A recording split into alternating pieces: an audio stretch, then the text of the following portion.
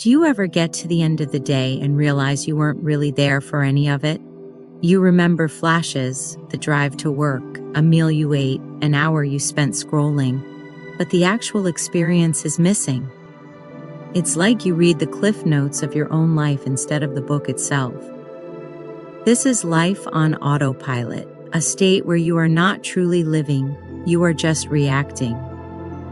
While older studies suggested about 40 to 45% of our day is habit-driven, some newer research suggests it could be even more. A September 2025 study in the journal Psychology and Health even found that 65% of our daily behaviors might be triggered automatically by habit. For a huge chunk of your day, an unconscious system is at the controls. But what if you could flip a switch and become truly aware? What if you could take back the pilot seat in your own mind? In this video, we are not just going to talk about the difference between reacting and being aware. We are going to put your consciousness to the test. We will break down the psychology of your brain's autopilot and give you the tools to disengage it, moving from a reactive state to a higher state of genuine awareness. This is how you take back control, and it starts right now. You eat a full meal while watching TV, not tasting a single bite. You nod along in a conversation while your mind is a million miles away. This isn't just a feeling, it's a documented reality. A famous study from Harvard University found that the average person spends nearly 47% of their waking hours thinking about something other than what they're currently doing. Think about that. For almost half of your life, you aren't really here. You're lost in a story about the past or the future instead of the reality of the present. But this isn't just about being distracted. It is the gateway to a more fundamental problem, living on autopilot. This is where your brain stops consciously choosing and starts unconsciously reacting. When you are in this state, you are vulnerable. You fall for your own built-in biases, making snap judgments and firing off knee-jerk emotions. That offhand comment from a coworker, it ruins your whole afternoon because your automatic defensiveness program instantly takes over. That yes you said to a commitment you don't have time for. That's your default agreeable setting running the show. This is the sign of a lower state of consciousness. Life becomes something that happens to you, and your only job is to react. The conscious, thinking part of you is just along for the ride. Living on autopilot might feel efficient, even harmless, but the hidden costs are staggering. When you surrender control to your unconscious habits, you're not just losing the present moment, you're slowly compromising your future. This isn't a dress rehearsal. This is your one life, and every moment spent on autopilot is a moment you will never get back. The first major cost is a loss of agency. You feel like a passenger because, neurologically, you are. Your brain's fast, reflexive system is always on. While your conscious, logical brain takes real effort to engage, when you are on autopilot, that reactive system is always winning. This is why you find yourself at the bottom of a bag of chips after a stressful day, even when you consciously want to be healthier. The autopilot mind is a powerful force, creating a growing gap between the person you want to be and the person your habits are turning you into. The second cost is emotional chaos. In a lower state of consciousness, you are fused with your emotions. Anger isn't just a feeling you experience, it is you. Anxiety isn't just a signal, it's an overwhelming reality. There is no space between the trigger and your response. There is no filter. You don't have emotions, your emotions have you. This leads to a life of constant reactivity, where your inner world is dictated by external events you can't control, leaving you feeling powerless and drained. Finally, and perhaps most tragically, the cost is an unfulfilled life. The brain's default mode network, the system that buzzes when we are mind-wandering on autopilot, is wired for thinking about ourselves. But when it runs unchecked, it often spirals into rumination, anxiety, and unhappiness. Your creative breakthroughs, your moments of genuine connection, your feelings of awe, those things don't happen on autopilot. They happen when you are fully present and fully aware. A life on autopilot is a life of missed opportunities, missed connections, missed insights, and a missed relationship with the one person you have to live with forever, yourself.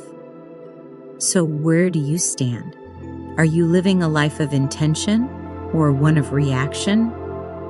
The good news is, you have the power to choose. You can learn to switch off the autopilot. This is where we shift from being the subject of the experiment to being the scientist. A higher state of consciousness isn't some mystical, out-of-reach goal. It's a psychological skill set you can train. It's built on 3 core pillars: meta-awareness, attentional control, and emotional regulation. Think of it as a test you can study for. The first step to disengaging autopilot is simply noticing that it is running. This is meta-awareness, the ability to observe your own thoughts and feelings without getting sucked into their drama. In a lower state, you are your thoughts. In a higher state, you have thoughts. See the difference? Here is your first actionable step, the pattern interrupt.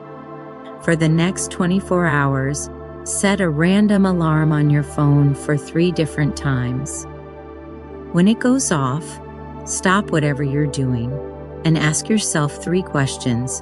What was I just thinking about? What am I physically feeling in my body? Am I actually doing what I meant to be doing right now? This simple act forces a wake-up call from the trance of autopilot. You are interrupting the script and bringing your conscious mind back online. The goal isn't to judge what you find, but simply to notice it. By noticing, you create a space between the observer, your conscious self, and the observed, your thoughts and impulses. This is the foundation of choosing how you want to respond. This practice of just noticing is incredibly powerful. If you have ever had one of those wake-up moments where you snapped out of autopilot, share what it felt like in the comments. Your story might help someone else recognize it in their own life. The next pillar is attentional control. Your attention is your most valuable currency. Where you spend, it determines the reality you experience. On autopilot, your attention is scattered, yanked from one distraction to the next. A higher state of consciousness means you can direct your focus deliberately and hold it there. Here's your second actionable step: mindful single tasking. Our world worships multitasking, which is really just frantically switching your focus between tasks. It keeps you in a permanent state of distraction. Your challenge is to pick one activity you normally do on autopilot, like drinking your coffee, washing the dishes, or walking to your car, and just do that one thing. Devote all your senses to it. If you're drinking coffee, notice the warmth of the mug, the rich smell, the taste on your tongue. When your mind wanders, and it will, gently guide it back to the coffee without judgment. Every time you bring your attention back, you are doing a bicep curl for your brain. Research shows this kind of practice can physically change your brain, strengthening the prefrontal cortex, your focus center, and quieting the part of your brain responsible for mind wandering. You are literally rewiring yourself for a higher state of consciousness. The final pillar is shifting from emotional reactivity to emotional regulation. This doesn't mean bottling up your feelings. It means having the wisdom to respond to them, rather than being controlled by them.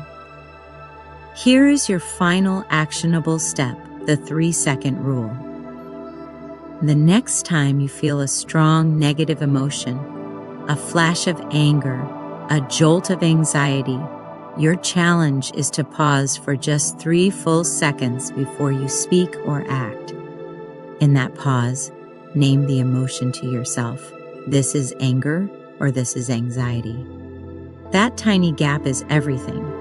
It's the space between stimulus and response, and that is where your power lies. Naming the emotion activates your prefrontal cortex, bringing your logical brain back online and calming the reactive, emotional parts. You go from being a character lost in the drama to being the director of the scene. You are no longer the emotion. You are the awareness experiencing the emotion. This allows you to choose your next line. Do you follow the old habitual script? Or do you choose a new, more intentional response? The difference between a lower and higher state of consciousness is the difference between reacting and responding. It is the difference between a life run by unconscious habits and a life defined by conscious choice. And here's an encouraging thought. Research shows that nearly half of our habitual behaviors are actually aligned with our conscious goals. This tells us something crucial. Our autopilot isn't our enemy. It is a powerful tool that's just waiting for a better commander. By practicing meta-awareness, training your attention, and learning to regulate your emotions, you become that commander. You learn to pass the consciousness test, not just once, but moment by moment, every single day. You stop being a passive observer of a life that is happening to you and become the active creator of a life that is happening for you and by you. The choice has always been yours. You just have to wake up long enough to make it. Thank you for sharing this space with me today. May you continue to rise in awareness, anchored in serenity, and guided by the quiet wisdom within. If this touched your soul, pass it forward. Someone else may need this light today. And if our meditations bring you peace, join our circle by subscribing and staying close. Together, we are creating a calm corner in this busy world.